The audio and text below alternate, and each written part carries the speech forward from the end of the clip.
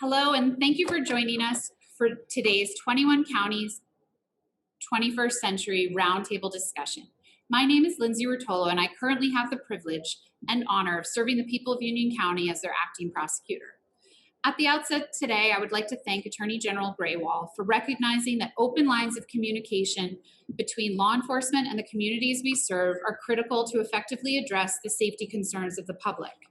That was the aim in 2018 when the General began the 2121 project. And since then, each county across this state has hosted community members from various walks of life and disciplines to bring them together and to discuss topics on criminal justice reform, social justice, policing, and public safety, delving into issues that impact the everyday lives of New Jerseyans. The topic of discussion for today is no exception, as it is a topic of critical importance for anyone concerned with the well-being of our state's children. The children of today are the leaders of tomorrow, and there is nothing more critical to our society than protecting their physical and emotional safety as they grow and develop. For today's 2121 Roundtable, the Union County Prosecutor's Office is honored to bring together leaders in the Union County community to discuss the prevention of bias incidents among New Jersey's youth. Specifically, we look to discuss some of the recommendations included in the report entitled An Anti-Bias Vision for the Next Generation, issued this past October of 2020, by the New Jersey Interagency Task Force to Combat Youth Bias. For those that may be unfamiliar with the report or the task force, we are providing a link to the full 104-page report, and I urge educators, parents, those engaged in youth services, and anyone concerned with preventing bias incidents, especially among young people, to spend some time reviewing it. The task force responsible for issuing the report and the 27 recommendations therein made to the Governor and Attorney General was formed by executive order in response to the 2017-2018 Bias Incident Report issued by the Office of the Attorney General, Division of Civil Rights.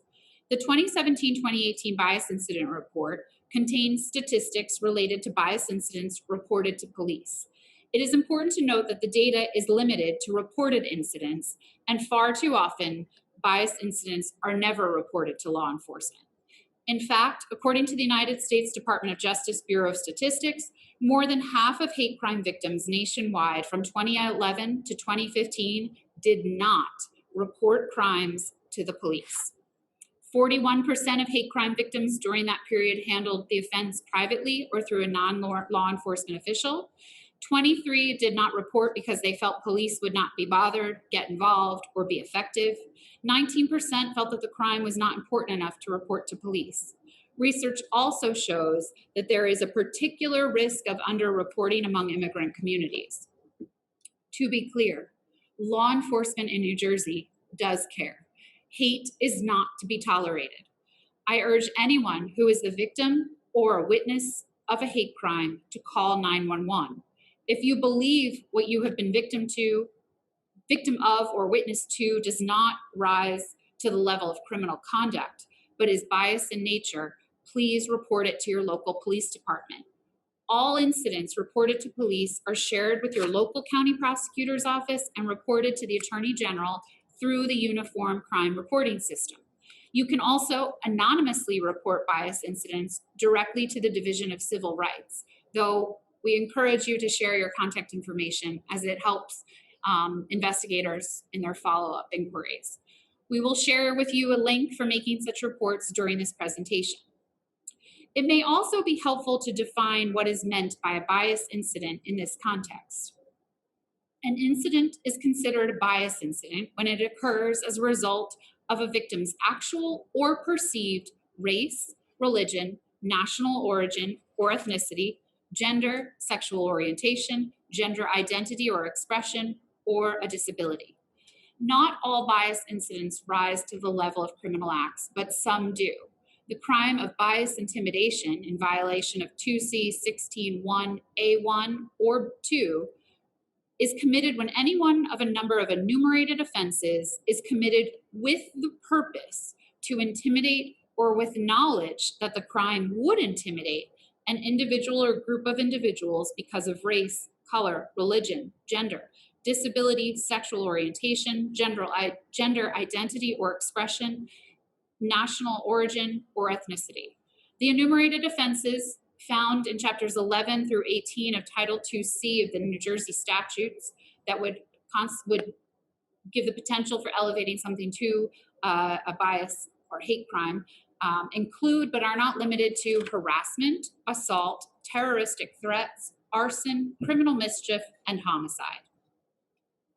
Not all bias incidents are crimes, but all bias incidents that get reported to any and every law enforcement agency in New Jersey are submitted to the Uniform Crime Reporting System.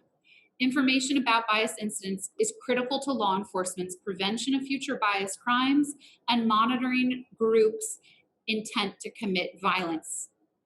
Data pertaining to those incidents are then publicly reported by the Office of the Attorney General pursuant to an Attorney General directive issued in 1987. What made the 2017-2018 report unique was that for the first time, rather than just reporting out raw numbers reported by the state police, this report included analysis from the Division of Civil Rights and put that data into context. And some of the analysis was extremely troubling, especially when it came to bias incidents among New Jersey's youth. Specifically, we're talking about individuals 25 and younger. According to the 2017-2018 report, in 2018, New Jersey's children and young adults accounted for 45% of the victims in bias incidents. And what's worse, people 25 and under accounted for 53% of the known offenders in bias incidents. In 2018, 46% of the known offenders were not just young people, but they were minors under the age of 18. A 67% increase from the prior year, 2017. In 2017 and 2018, colleges and university were the locations with the greatest number of reported bias incidents, with 25% of all bias incidents occurring in each of those years, happening at colleges and universities in this state. In 2019, 25% of all reported bias incidents in New Jersey occurred in K through 12 schools.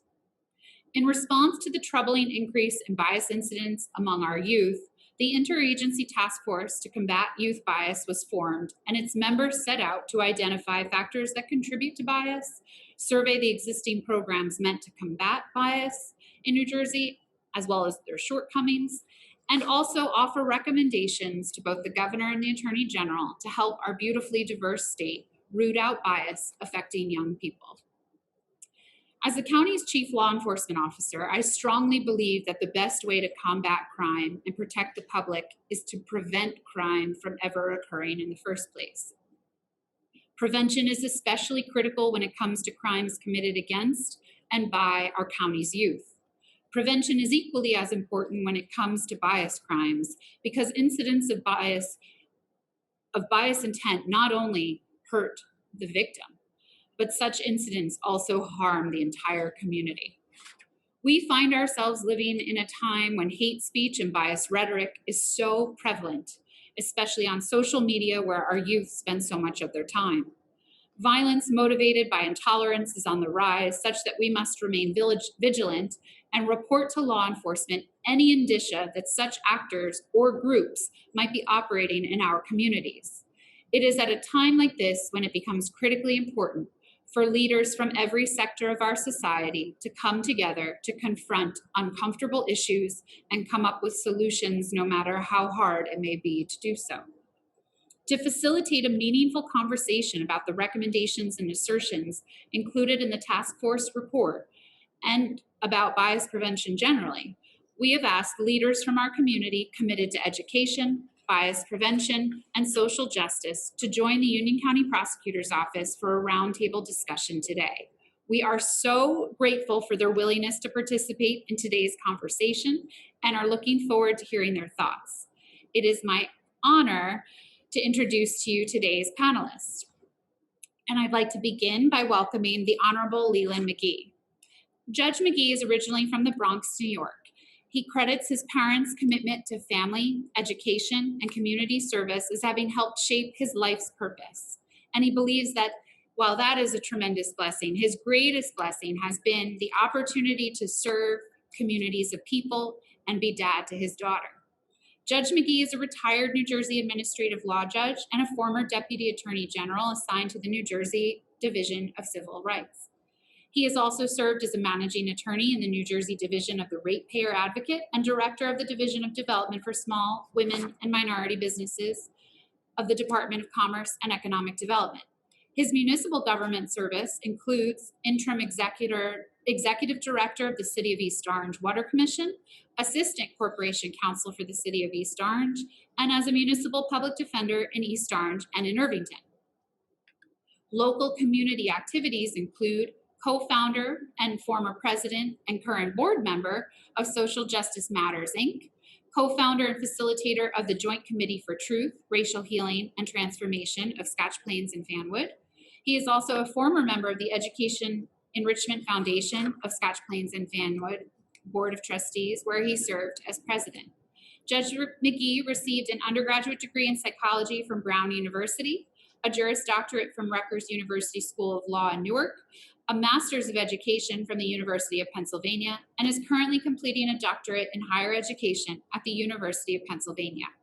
He serves the Penn community as the Graduate School of Education Diversity and Inclusion Fellow in the Office of Student Services. I have had the pleasure and privilege of speaking with Judge McGee on the topics of tolerance and justice through his dedicated community work and look forward to his insights on today's topic. Judge McGee, thank you for being a part of this discussion. Thank you for having me. It is now my privilege to welcome Danielle West-Augustin as one of our esteemed panelists. Danielle is a visionary with 18 years of education experience in the field of education. As Chief Academic Officer and Director of Queen City Academy Charter School in Plainfield, Director West-Augustin is responsible for carrying out the district school goals to increase the academic achievements of students and maintain high levels of staff morale, a particularly challenging duty during the COVID-19 pandemic, and you're doing an extraordinary job for your community. Her passion for student success and staff development has led to remarkable academic results. Under West-Augustin's leadership, Queen City Academy Charter School experienced a school-wide increase on PARCC math performance scores of 11% during the 2015-2016 school year. The fourth grade especially has seen a 20% increase in ELA performance. One of her proudest achievements is improving student acceptance into independent, charter, and private secondary schools by more than 10%. West-Augustin has launched vital programs and teacher professional development that have led to academic improvement, including the Children's Literacy Initiative, Professional Development Partnership, and the PARCC Academy After School Program. Her tenacity for procuring funding has enriched the charter school with grants such as the Terrell Fund grant to support classroom field trips, the Kaboom grant, New York Knicks Playground grant, and the CAP, New Jersey Child Assault and Prevention grant. During her tenure at Queen City Academy Charter School, she has overseen the school's expansion, which increased scholar enrollment in grades kindergarten through third. She also managed the $1.1 million school renovation project from bidding to completion in order to accommodate the school's expansion. She holds a Bachelor of Science degree in Human Services from Lincoln University and a Master's of Arts in Education Administration degree from St. Peter's College.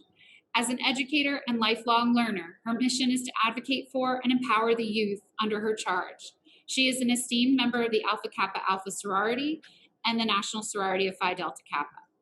I had the privilege of visiting you and your students at Queen City Academy Charter School at this time last year for Read Across America. We read There's Only One You, a beautiful story about inclusion, and your dedication to your students was evident in every classroom I visited. It is such a pleasure to see you again, and thank you so much for taking time to be with us today. Welcome. Thank you for having me, Lyndsay. Thank you. And last but certainly not least, I would like to welcome and thank Keon Candia for being a part of this conversation. Keon brings a critical perspective to this conversation. So often when we address issues impacting youth, we talk about youth and when we should be talking with young people. Keon, as a 26-year-old, is only a year older than the 25 and under demographic most impacted by bias incidents, according to the statewide reporting. But more than his age, it is his dedicated service to young people in our community that makes him such an important voice in this discussion. Keon is from the city of Linden, where he participated in the MasterPeace program, a community outreach program that provides all-year sports recreation programming and mentorship to over 100 young adults weekly. This past summer, I had the real privilege of speaking to a little more than a dozen socially distanced and with masks members of MasterPeace, and it was so impactful to hear their stories and their thoughts on how we can improve relationships between law enforcement, community leaders, and young people in our community. Keon currently works as a childcare counselor at Bonnie Brae Youth Facility. He has previously worked as a substitute teacher in the Linden School District. He has also coached basketball and football for local youth and was a summer camp counselor for school-aged children through the Linden Department of Recreation. He is a graduate of Montclair State University and is passionate about social issues impacting young people. Keon, thank you so much for bringing your unique perspective to our discussion. Thank you. Thank you for having me. Thank you to all of you. It is not every day that we ask community leaders participating in our 2121 programs to complete reading assignments in advance of our program. So thank you all so much for not only taking time to meet with us today, but also for being so willing to review some of the materials that we'll be discussing.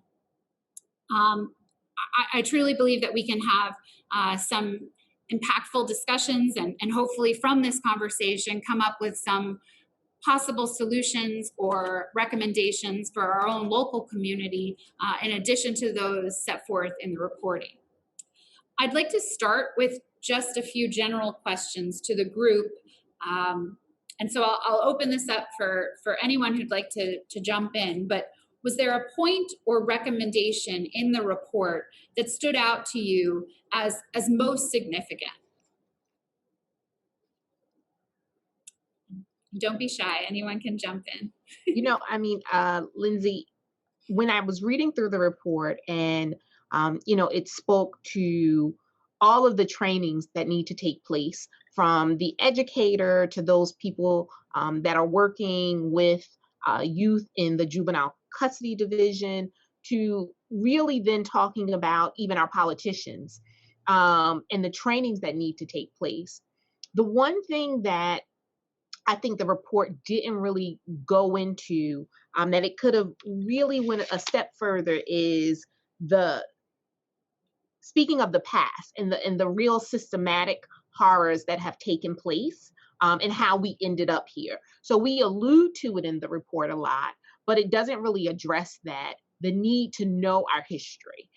So it's one thing to receive training and begin to look at your bias, but I think any of those really good diversity, equity, and inclusion trainings and that people are involved in has to begin to look back at the history of how we actually got here, because it wasn't through osmosis that people need and have these biases against each other. It's a long-standing history, and the report starts off great talking about 400 years of this, right? Over 400 years of this, but it doesn't go into really then saying, how do we educate people to understand what that was, and that then people came here with many talents. It wasn't that we just came here and we were slaves, right, or enslaved. And I think that to really do DEI work effectively and efficiently, you have to talk about where you're going to start from, right? What histories are you going to tell and share from an education perspective?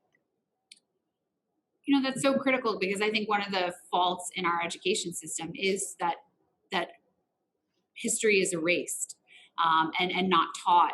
And now there's discussion about adding to the curriculum to include, sort of a way of talking about it. But you're right, what's left out is the history. Is that something you feel that in your position you can address at least at like your local school level? Well, we definitely have already started. So we have rewritten our curriculum to really be culturally relevant. And in that culturally relevant piece, we have begun to take a look at where are the students that we're educating, where are their stories being told, and where their stories not being told, because really that's what has been happening. The stories have not been told. So we've taken on that charge when we're actually in the process of rewriting our curriculum to make sure that the stories and the histories of people are all inclusive and not just taking space from that one chapter, but no, we know that people were living as long as history has been alive, people have been living and there have been different diverse cultures and different people. So how do we weave those pieces into our curriculum consistently so that children can always see themselves living in what they're studying and know what was happening with them and who they are. So that's the charge that we've undertaken as a school.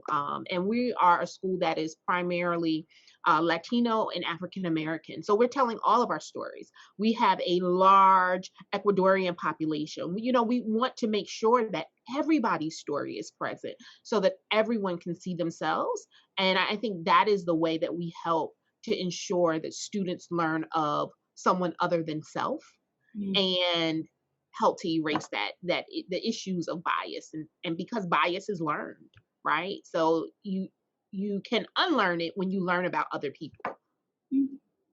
I think it's tremendous that you're doing that and not waiting for sort of the system of education to get that moving on a statewide level, but jumping in and doing it right away. It's something that we've started to try to do at like the police recruit level in any way that we can. We're bound by the curriculum set by the state, and it takes a long time to change that in a formal way, but we've just done it in sort of small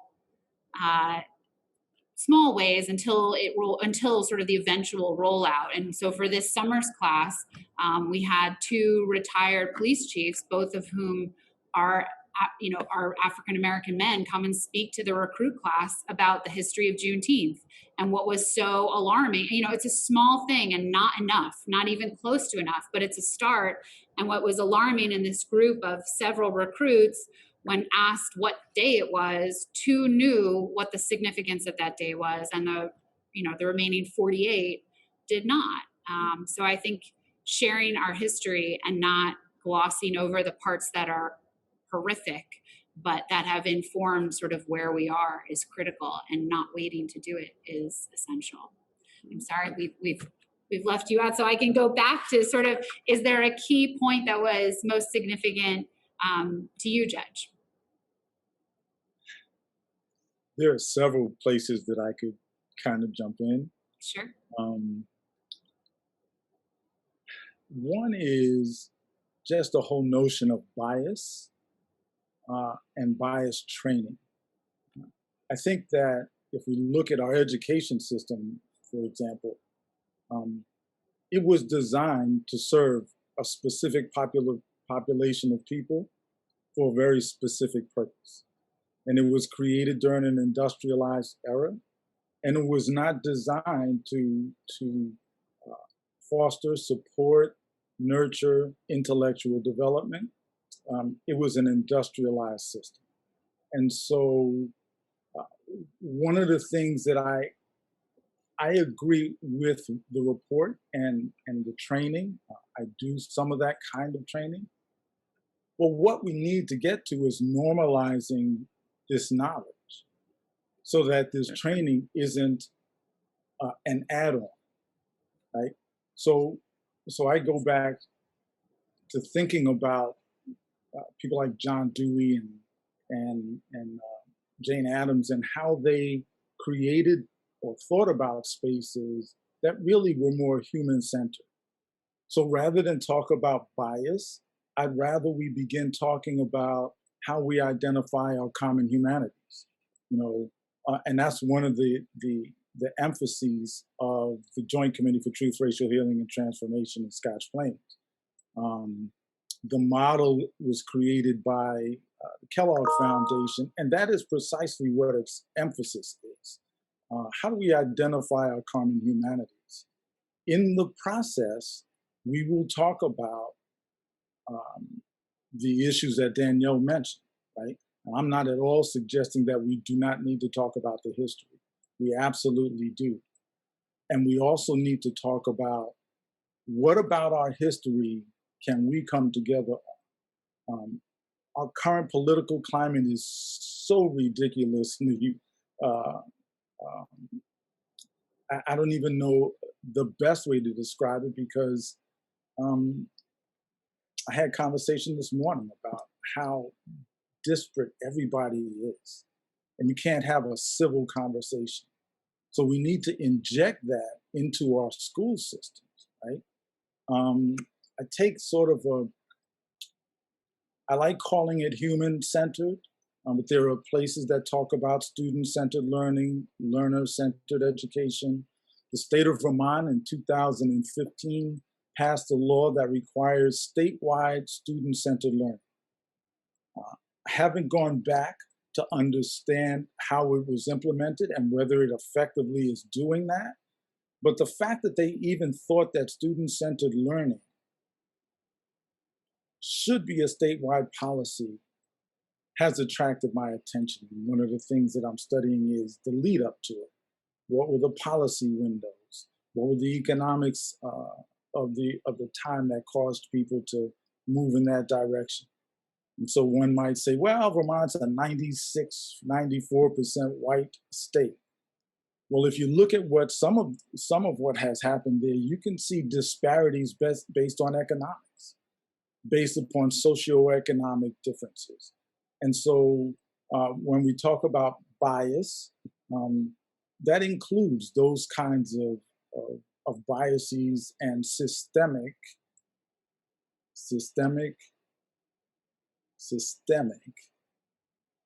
right, problems in our system.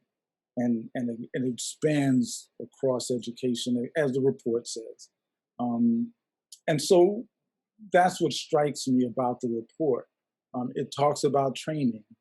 We had, it mentions in 1994, the Holocaust legislation, 2002, the Amistad Bill, 2011, Anti-Bullying Bill of Rights, 2019, LGBTQ plus legislation, New Jersey student learning standards. We're just going to keep piling on these pieces. But until we get to changing culture,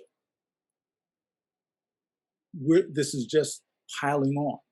And so I think we need to change the culture of our education and have education not be this, or education systems be this island. I think we need to recognize, and I really applaud them for having these community discussions, because education is a community thing. There's a role that the local mom and pop shop can play in our schools. There's a school in Plainfield, the name of which escapes me right at the moment, but they did their physical education training at a local fitness center. And one of the values of doing that is these students engage with people, and they engage in the process of learning. And so, I could do this for the entire period, right? Because it really, I'll just say one last thing, and I'll let Keon jump in. Right? On the higher education piece,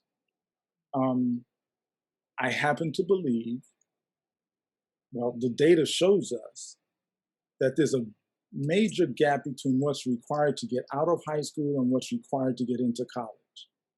We need to bridge that gap. And I consider that to be part of changing the culture of education. Post-secondary education isn't just four-year college or four-year universities. Two-year colleges need to be recognized as post-secondary education equally valuable to the Princetons and the Penns, right? Because they are pathways that get students into the workforce. And so our target isn't necessarily college, it is preparing people to be productive citizens, right? And so, but that's not what our educational system is structured to do. And so I just believe we need a structural change.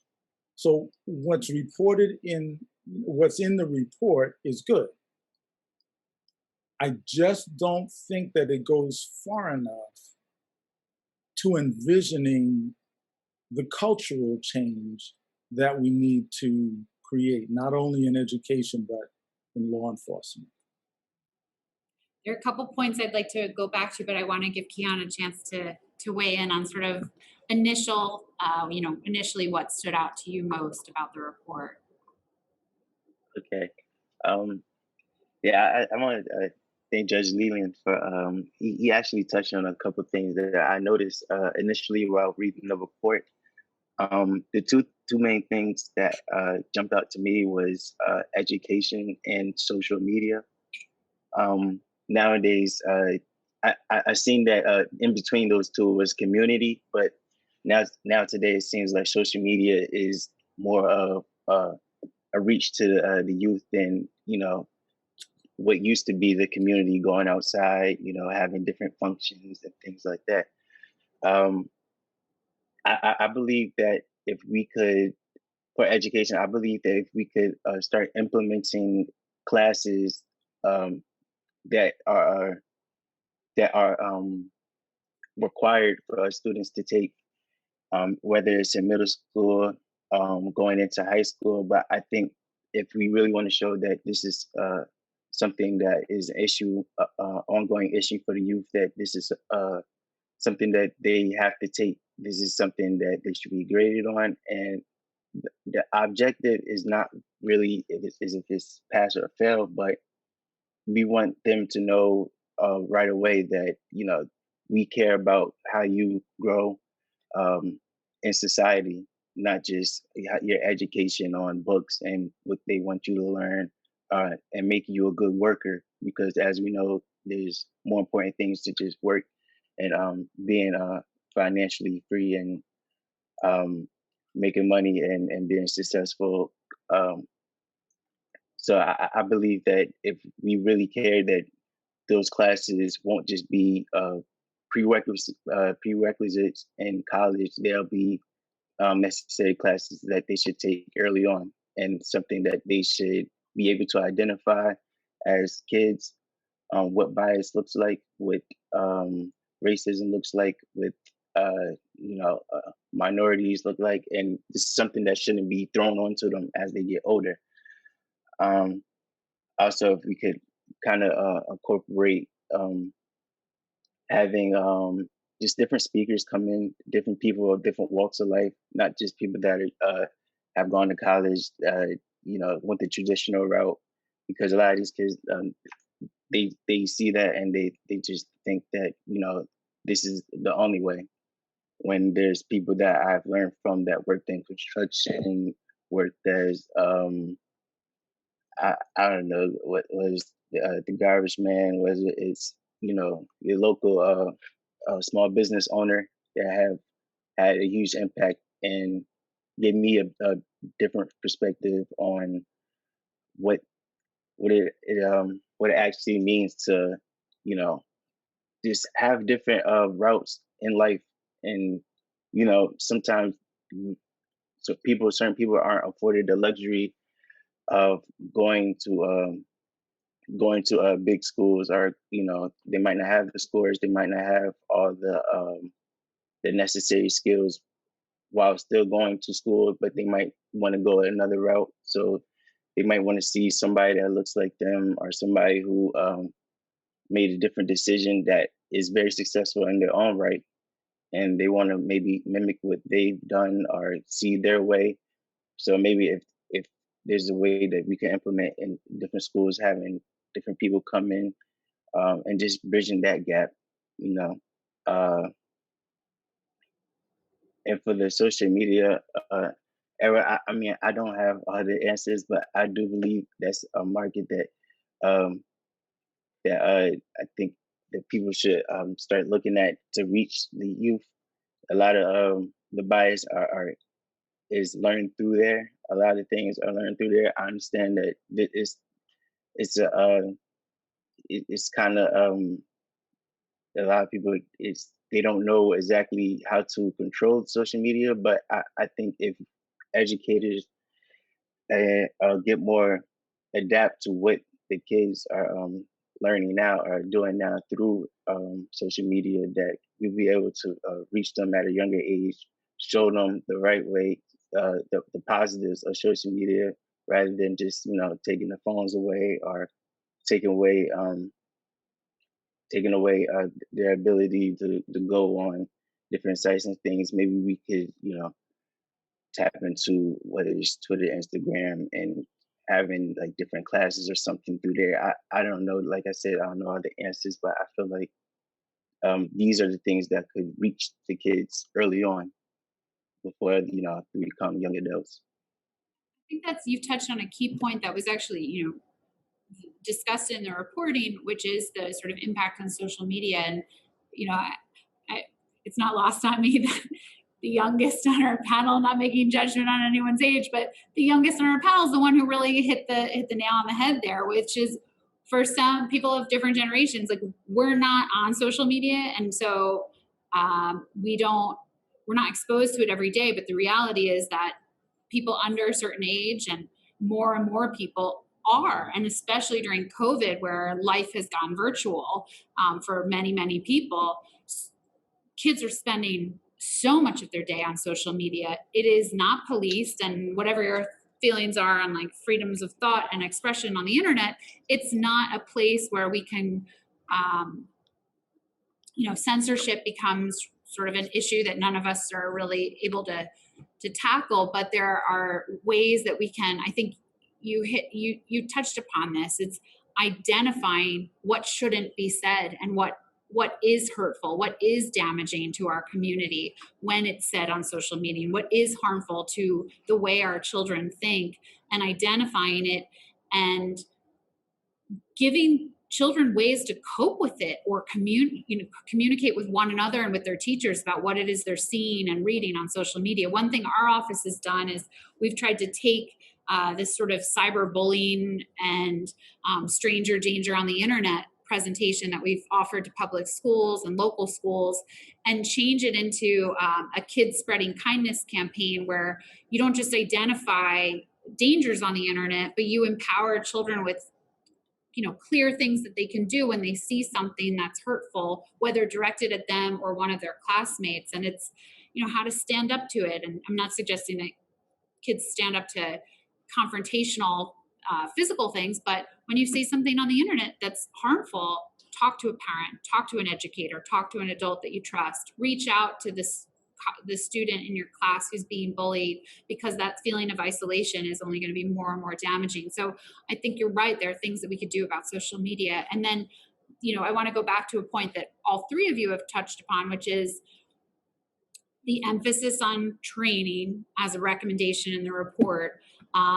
And I can only imagine as an educator, and all of you, do work that touches upon education and working with children. And it's a lot to put on the education system, which is already so overrun with work and obligations to prepare children to be good people, not just prepare them to be, able to do math and read and write, but to be good people, and are critically underfunded in most areas. I think, Judge, you said it, it's that the system of education isn't an island, and it should be of a community approach. And so here we are, all people who are leaders in our own right in different aspects of society. How, other than talking about it, which is a good first step, but where's the interplay? Like, how can we be more involved to help educators prepare our children to identify bias online or in person, and cope with it, and also see that, one, the history and the commonalities of our humanity, but also our opportunities, make opportunities more available. How can we work together so that it isn't just on the education system to solve systemic problems that are, rooted in history of hundreds of years. So there are a couple of things. One is going to sound pretty random. Suppose instead of doing training, we made having these skill sets and this knowledge, these competencies, a prerequisite to being hired. Suppose we said, in order to be hired here, these are the skill sets and the competencies that you must have. It will begin to force schools of education to change how they prepare pre-service educators. Because you should not be able to come through a graduate school of education without these competencies. That should not happen, right? And so that's one thing I'll say. To your question specifically, the Joint Committee for Truth, Racial Healing, and Transformation is literally a committee of the mayors of Scotch Plains and Fanwood and the superintendent of the shared school district, together with other members of the community, members of the Board of Education Council, and a very important partner, Rutgers Newark. Rutgers Newark is a center it was part of the first cohort of centers for truth, racial healing, and transformation in the country. And so what we've done is come together as a collective unit to address these issues. So last summer, we had 5 listening tour sessions where we had the public discuss issues that were pertinent to them. 2 of those sessions were run by young people. The young people in that group were recent graduates from the high school and current students in the high school, and they addressed policing. That was the 3rd session. The 2nd session, they talked about their racialized experiences in the high school. And they had those conversations with the police chiefs and the superintendents and the mayors, and they had a space to say what it was that they felt they needed to say. We developed a report as a result of that series that is a shameless plug. I can provide the video. We did a video report, and we're in the process of developing strategies for addressing all of those pieces that were identified in the report as issues of concern to the community. Those right now are subcommittee projects that will grow into community committees and task forces to address issues. And so the issue is for us to bring the community in, ask them what they need, what they want, and then collectively figure out a way to address those things. Social Justice Matters was created in 2009 as a result of some leaflets that were distributed in the community. And the origins were traced to a hate group in Northwest New Jersey.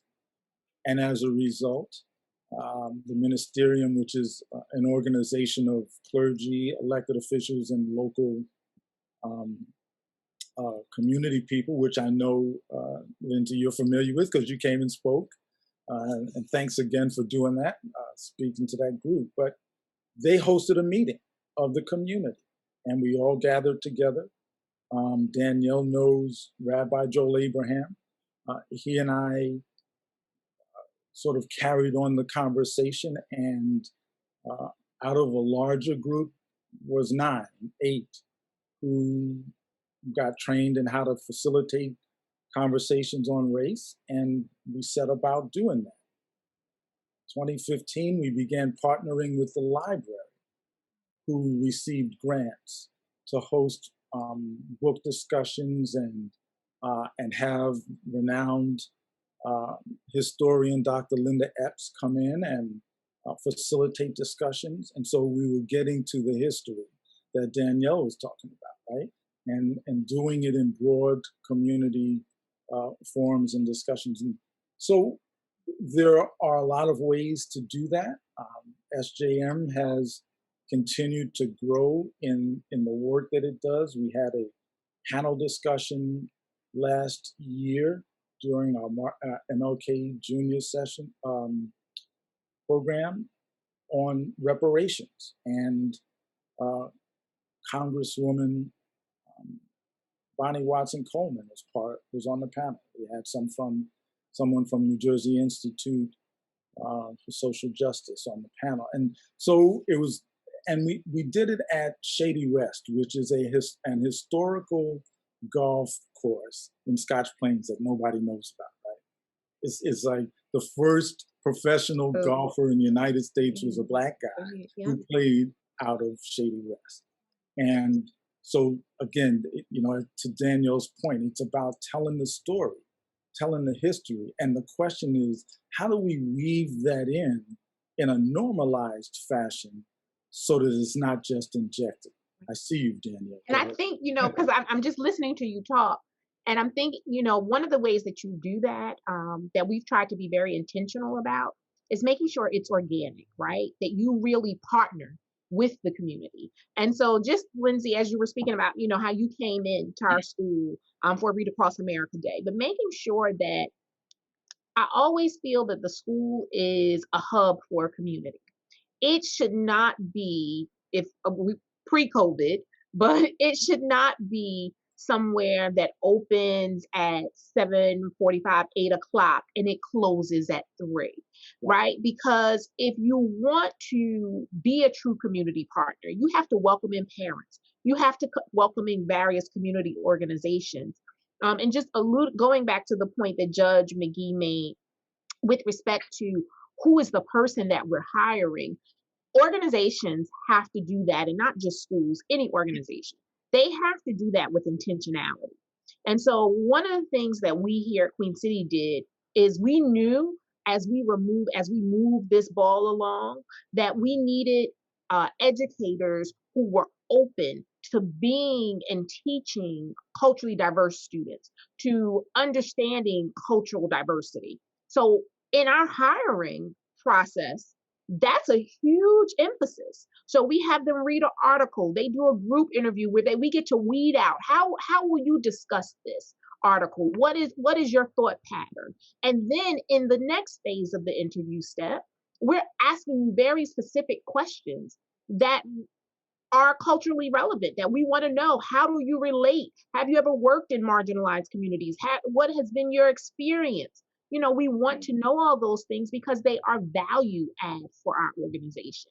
Our organization places a value on that. And so until we get to that place where people do things with intentionality in a very organic manner that is embedded in who they are, that culture piece of an organization, it has to really be who you are as an organization. And you want to make sure that every piece and person that you bring in, they are either already aligned or they have the capacity and the want to be aligned.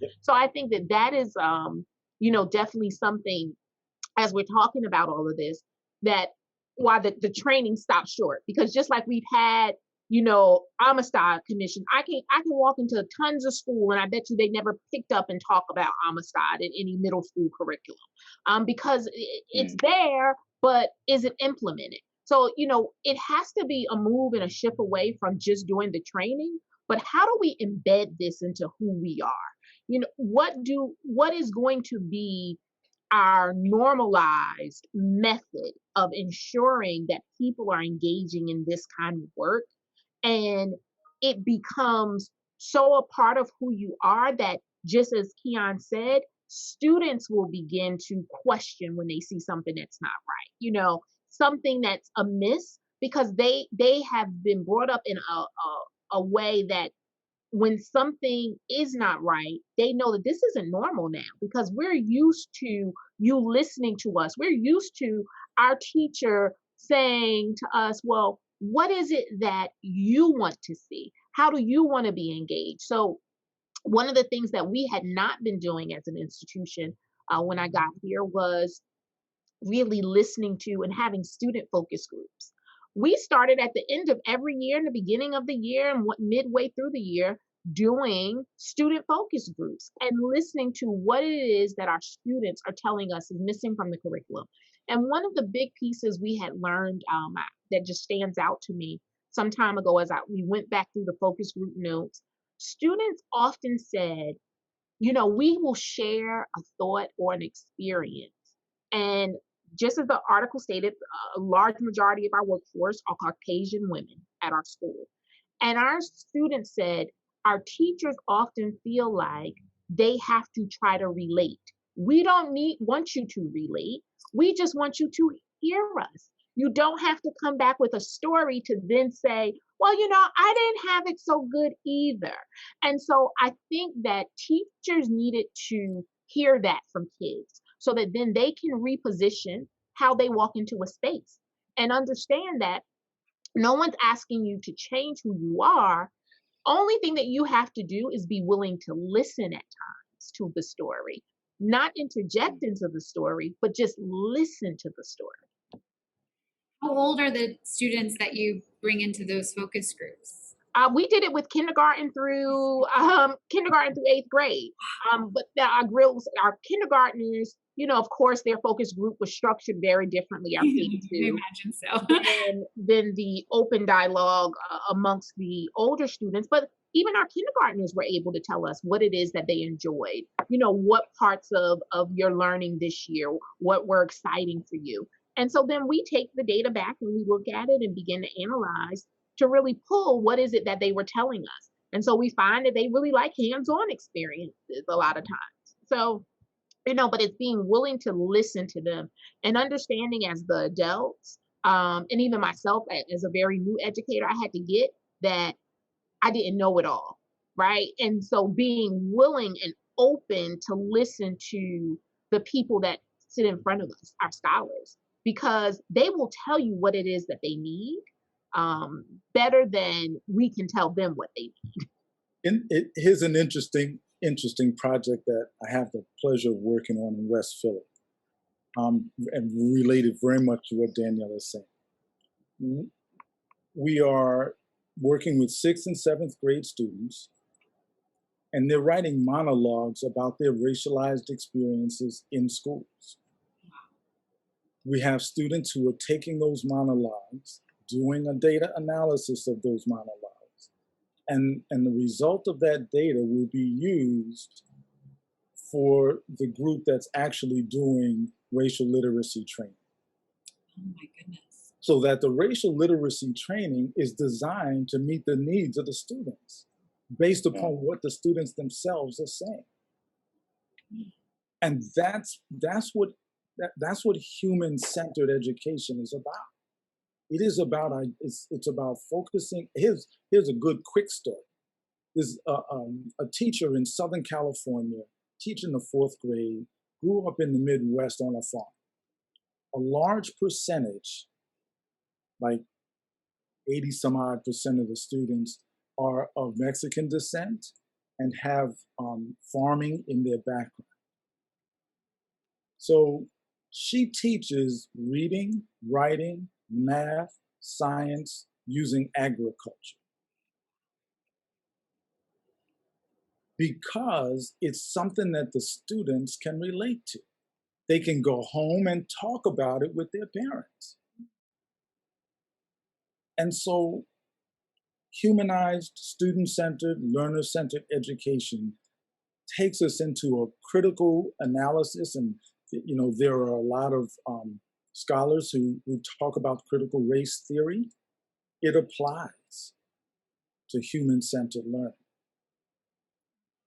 And so listening to these young people, whether they are 7 or 27, informs how we should move. Absolutely. I think, you know, you both hit upon the importance of being heard. And and not to pass up a possible community partnership there, but have you, the group that's working with these 6th and 7th graders on the monologues, I know you're using the data for literacy, but have you thought about partnering with a local community theater group once we're in a position where we could safely be at a performance again, and talking to the county commissioners about having these monologues written about the experience of children performed by local actors in a community theater? So not only they hear their own voices, and it's in adults.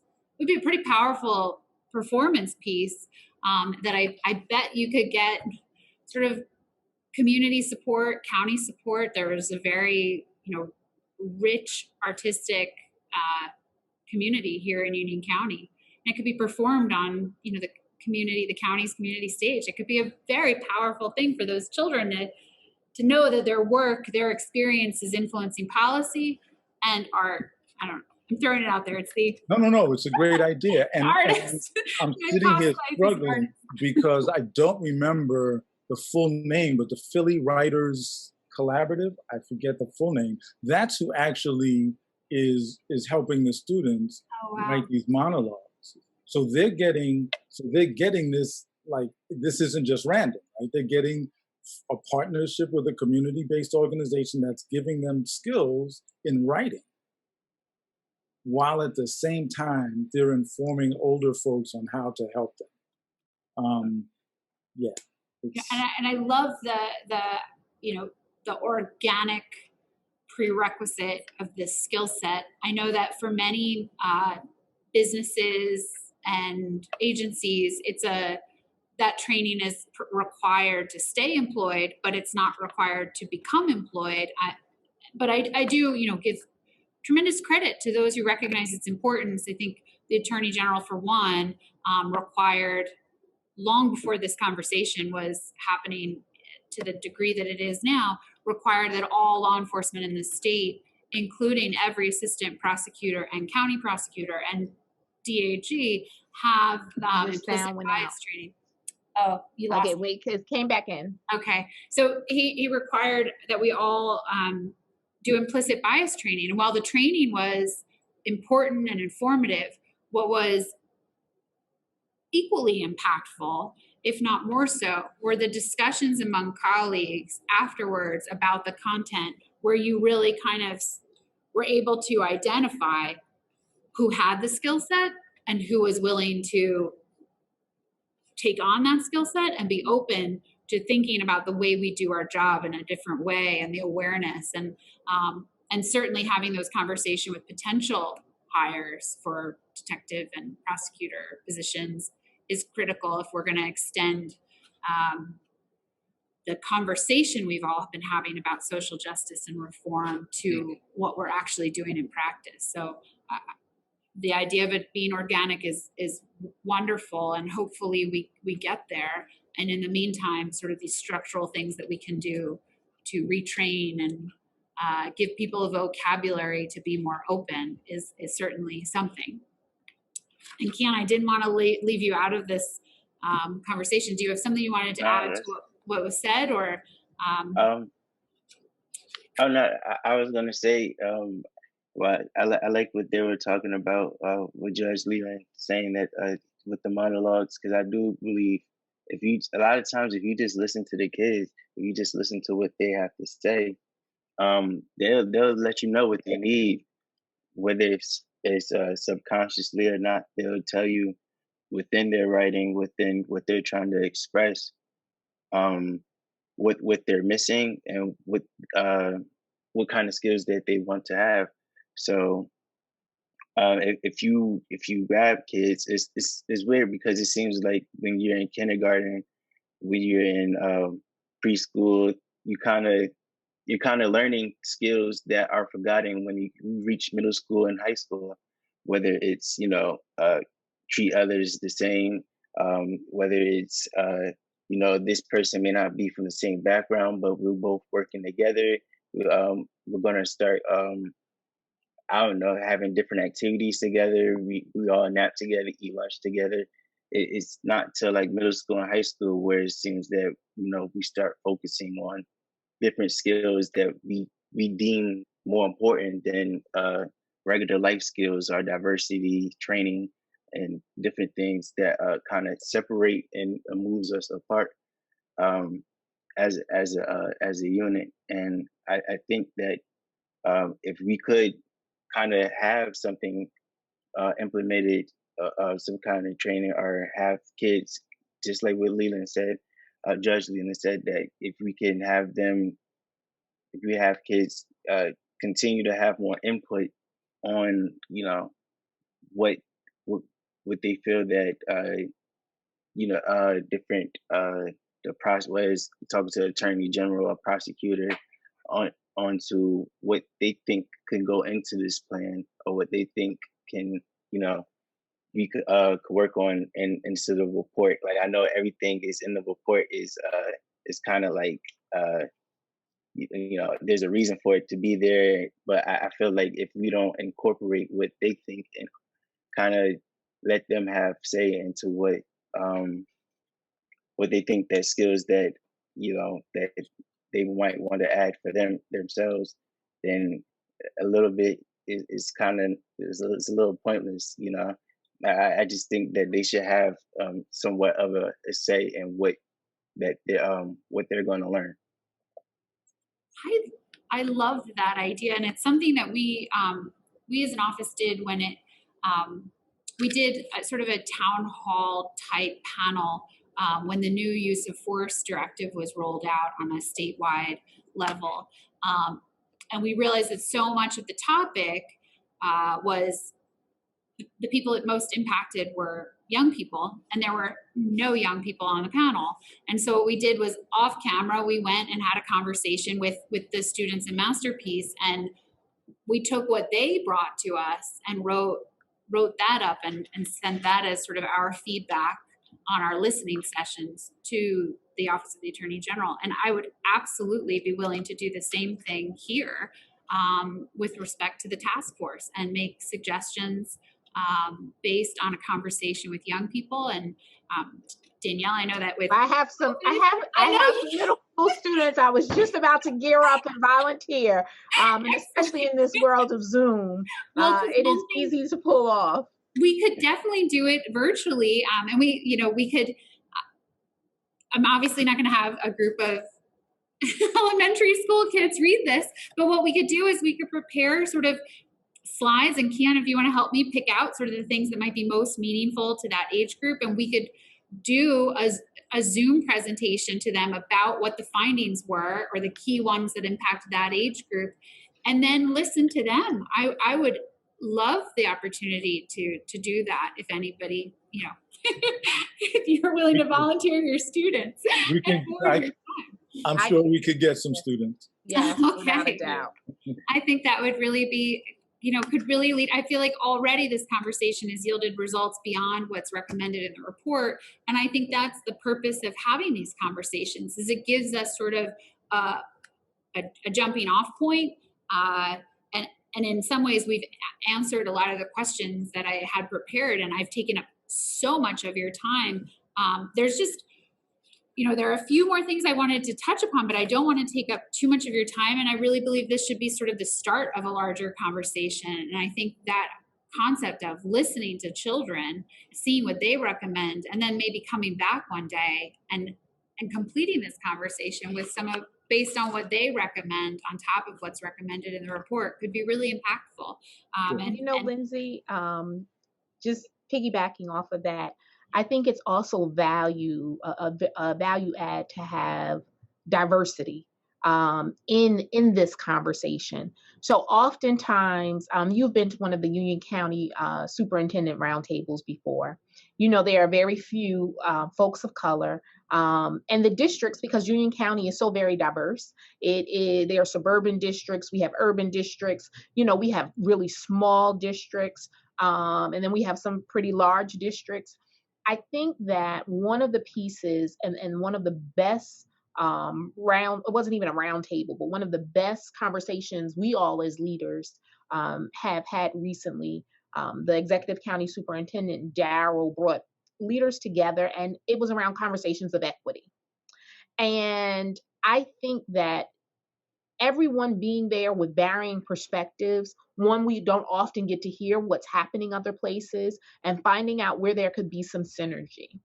Just even today, being able to be on with Judge McGee and thinking again about how do we potentially involve something with our school district in Scotch Plains and Fanwood, which demographically is a very different district than who we are. But I think that one of the things that we're going to have to be very intentional about is making sure that in these conversations, we have a very diverse and representation of thought, so that we really do begin to hit that mark of identifying biases that people have and sharing stories, right, with each other, because that's how you change someone's opinion. And it usually change really through relationship that you then have with someone that is different than you. I will flag, Danielle, that we are thinking about how to create a pathway for students to become educators. I think I mentioned that. We've talked with Union County College. We've talked with Rutgers Honors Living Learning community, which is a very, if you're not familiar with them, it's a very unique space that you should become familiar with. Mm-hmm. And we are looking at how we can do this countywide. Well, please include us in the conversation, because we actually have a dual enrollment program that is starting with Union County College. This year, we've been in constant conversation with them. We've designed our scope and sequence already, where some of our students are on a education track. And so upon high school graduation, they'll also be able to receive their associate's degree from Union County College. So we literally, this will be our incoming 9th grade class. This will be the first year, this coming 2021. And so we've been rolling. I've been with Dr. Hargrove in so many different meetings, just pulling it all together. But it's really at the tail end now. And we based it off of kind of that P-TECH model, which not, we have a large emphasis on engineering as well, but we did engineering and education together just because we wanted more representation of what teachers in math and science look like, and making sure that we had a diverse population of African American and Latino teachers in math and sciences. So we decided to tie in education and engineering as one of the pathways. We definitely need to talk, because we've been talking with Mr. Hargrove also. Yeah, so we literally we've taken, it's probably taken us about a year. Because we started last year, and we work with a team of folks, some consultants as well, and they've helped us all put it together, and we mapped out what the college's prerequisites are. So we have varying tracks, because we know we have some students that just will not be able to meet that track and receive their associates at the same time. But we have some students that will go on to receive their associates and high school diploma at the same time. So we won't take up your time, Lyndsay, but Danielle, we'll have a conversation offline. I want to jump in on it, because you're talking about representation in fields where it's really critical to have, and I would add my own field to that conversation, and perhaps it can't be a formal track because there's so many different things that one can do in law enforcement, but a panel discussion via Zoom, in person, once it's once that's a safe thing to do, people from my office would be really not only open but eager to have that conversation with students. And we have it. And what I find at the beginning of those conversations is I ask for a show of hands as to who is considering pursuing a career in law enforcement, whether it be as an investigator. We employ forensic accountants, forensic scientists, lawyers, paralegals. There's so many ways that you can serve your community in the law enforcement field. And no one's raising their hand these days. And the problem is we want to see change in the culture, and we can't do it if only the people who have historically applied for these jobs continue to apply for these jobs. So it's really about opening people's minds to the option and possibility of becoming part of a system that is in need of, change and openness, and people from different thoughts and histories and experiences because we encounter people from different backgrounds, histories, and on a daily basis. And so it's helpful when there is representation. And I think that that's when those systems have to run parallel. So we Right. have to make sure that we get people interested, but we have to make sure that we also change the system to be welcoming to those people. I grew up the daughter of a fireman for the Newark Fire Department, and my dad used to be the president of the National Association of Professional Black Firemen. And so I grew up at a time where the firehouse was probably much more segregated in terms of the houses when you worked in that field. And I remember my dad coming home because there was a picture of buckwheat hanging in one of the stations, one of the firehouse stations. And I remember, all of and I was a little girl, probably about 5 or so. I remember all of the fight that they went through from consent decrees and, my dad constantly meeting with folks. So we have to have people that are also willing to run against the system to change the system, to make it more welcoming. So I think, Lyndsay, I think it is great and it's very paramount upon us to get students excited and wanting to enter these fields. But when we do that, we also have to make sure that we are preparing the systems that are going to receive them to be able to carry them through, so that they make it. So I think Absolutely right. all of this, and that's where, even going back to the report, when we talk about holding our politicians accountable, that was one piece I think the report stopped short, because we talked about politicians being held accountable for their rhetoric, but not their legislation. Right. So, Wow. we gotta make sure from a systemic perspective that we are really preparing and changing systems from how they have been to what they should be. Right. Someone said to me, if we were to rip up our job descriptions and just say our job title was Radical Institutional Healer, how would that change how we do our jobs? And COVID is an excellent opportunity. That's why I just keep telling to our staff, like, it can't be business as normal, but what's going to be different? Right. No, I think we'll see. There have been many things about the past year and a half that have really highlighted places where we can and need to establish equity. I do want to, there's a lot that I'm now going to skip over because we've taken up so much of your time, but if I can just touch on one thing actually with Keon, the report notes that a large percentage of bias incidents in this state occur at institutions of higher learning, so at colleges and universities, and having, of the group most recently graduated. Can you share with us some of your observations about how incidents of bias, not crime, but incidents of bias, what were your observations about how they were treated and how a campus community responds, if you're able to share? Well, when it gets to the college, in higher learning, when it gets to that phase of life, sadly, a lot of things are already embedded in the people already, in the students. In Montclair, there was an incident one time, I believe, that there's a group of Black kids that got pulled over, and it was like the first day of school, and when the police showed up, they had like their guns drawn, and the kids were like, whatever the case may be, none of them had any weapon, nothing harmful on them, and that kind of, after things de-escalated, that kind of just went swept under the rug. There was a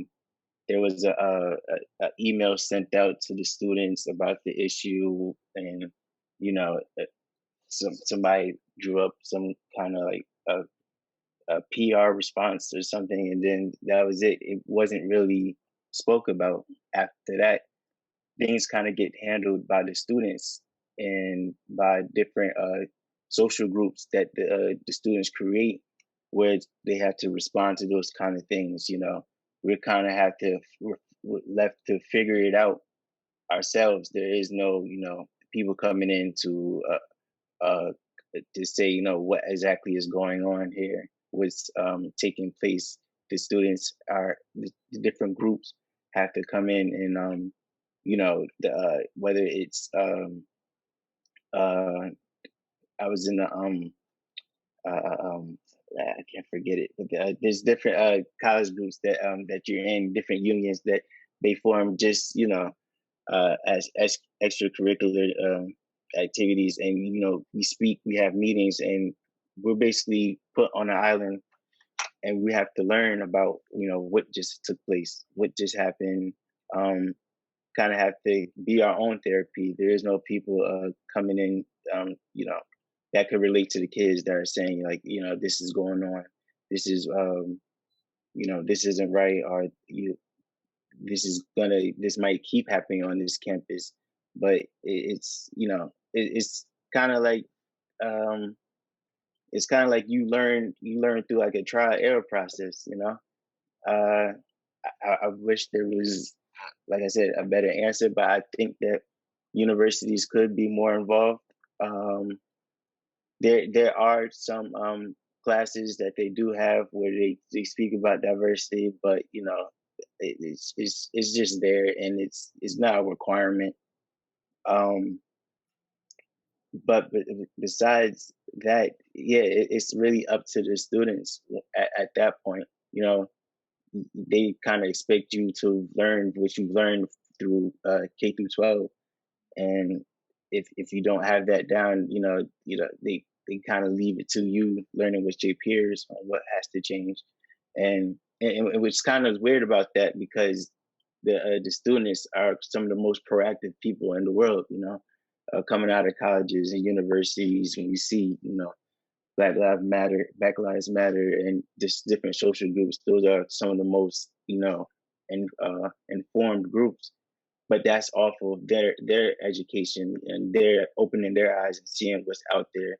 There isn't really a connection with the different police forces or the criminal justice system that works with college students nearly enough. I'm not going to say there has been cops and there has been different law enforcement that have came in, but most of them are a minority, and they feel the need that they're doing this out of their time.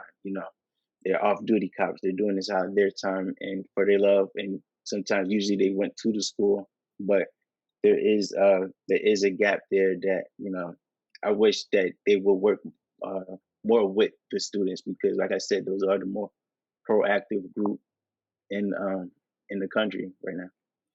I think you're absolutely right. I think I recently heard an interview with President Obama where he referred to the students and young people who really made put the Black Lives Matter movement into the forefront of the national conversation are the children of John Lewis. It is sort of a legacy of activism. In response to the incident that happened on your campus, do you recall whether any of the student groups invited, maybe not those officers, but their superior officer or their chief in to address student groups? I did not. I'm not saying they didn't have it. I did not hear about it. Okay. But there has been, the kids, because they always do. They took the initiative to kind of bring it up in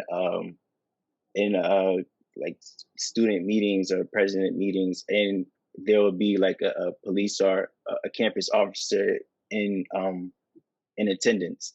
So they'll bring it up to them.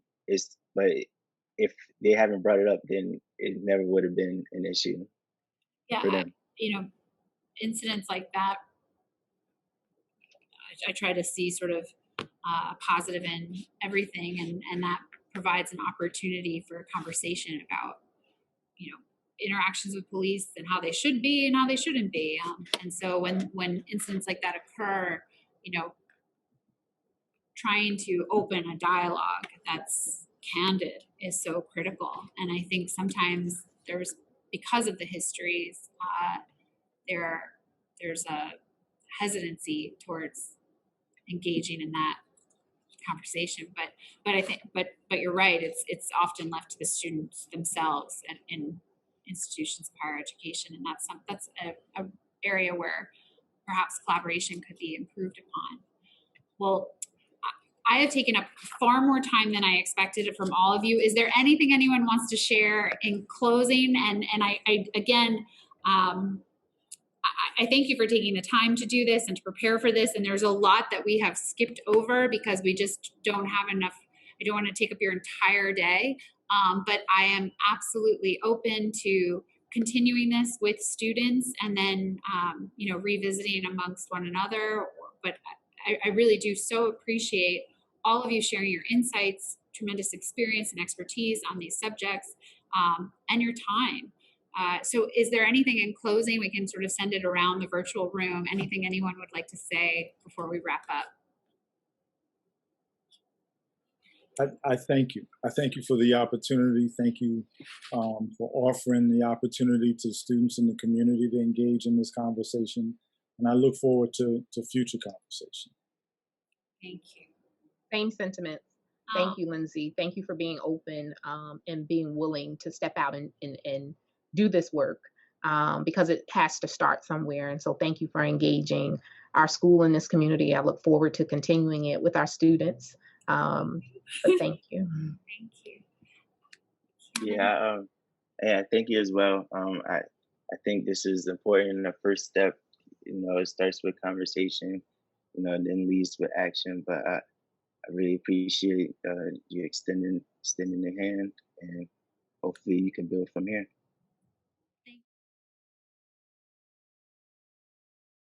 Thank you so much to our panelists for sharing your time, expertise, and wisdom. And thank you to the Attorney General for facilitating these events and seeking public input on important issues. Thank you to those of you who are joining us virtually for this discussion. We appreciate you taking the time and showing the interest in this and for being engaged. We invite you to submit any follow-up questions or suggestions you may have to our office via email at ucpooutreach@ucnj.org. And we will do our best to respond and answer either via email or through our social media and website. And I do also encourage you to follow us to stay sort of up to date on initiatives we're trying to roll out and things that we're trying to do to better serve the community. So I welcome you to follow us on Twitter and LinkedIn to see sort of your input and questions in action. So thank you so much. And thank you to the 2121 Project for including this important subject in the series. Thank you, be safe, and stay well.